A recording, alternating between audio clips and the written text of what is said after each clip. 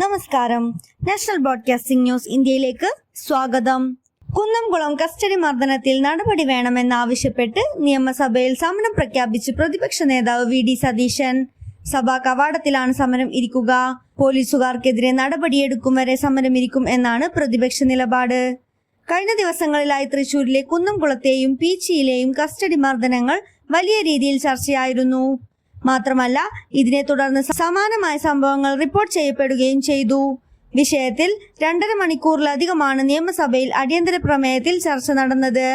Custody മർദ്ദനത്തിൽ പ്രതികളായ police ഉദ്യോഗസ്ഥരെ പിരിച്ചുവിടണമെന്നാണ് പ്രതിപക്ഷം സഭയിൽ ആവശ്യപ്പെട്ടത്. സംസ്ഥാനത്തെ പോലീസ് അതിക്രമങ്ങളിൽ നിയമസഭയിലെ അടിയന്തര പ്രമേയ ചർച്ചയിൽ മുഖ്യമന്ത്രി പിണറായി വിജയനെതിരെ ആഞ്ഞടിച്ച് പ്രതിപക്ഷ നേതാവ് വി.ഡി. സതീശൻ. ഇത് സ്റ്റാലിന്റെ റഷ്യയല്ല, ജനാധിപത്യ കേരളമാണെന്ന് സതീശൻ പറഞ്ഞു. മുഖ്യമന്ത്രി സ്റ്റാലിൻ ചമയാൻ ശ്രമിച്ചാൽ ചോദ്യം ചെയ്യുമെന്ന് പറഞ്ഞ സതീശൻ മുഖ്യമന്ത്രി ആഭ്യന്തര വകുപ്പിന്റെ ചുമതല ഒഴിയണമെന്നും ആവശ്യപ്പെട്ടു. തിരുവനന്തപുരം മെഡിക്കൽ കോളേജിൽ രോഗികൾ സ്വന്തം ചിലവിൽ ചികിത്സാ ഉപകരണങ്ങൾ വാങ്ങി നൽകേണ്ട ദുരവസ്ഥയാണെന്ന് ഡോക്ടർ ഹാരിസിന്റെ തുറന്നു പറച്ചിൽ നിയമസഭയിൽ ശരിവെച്ച് ആരോഗ്യമന്ത്രി.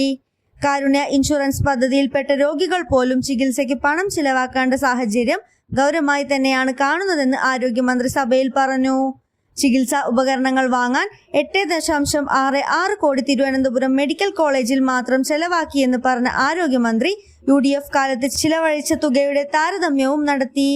ഇതോടെ സിസ്റ്റത്തിന്റെ തകരാർ 10 വർഷമായി തീർത്തില്ലേ എന്നായി പ്രതിപക്ഷം.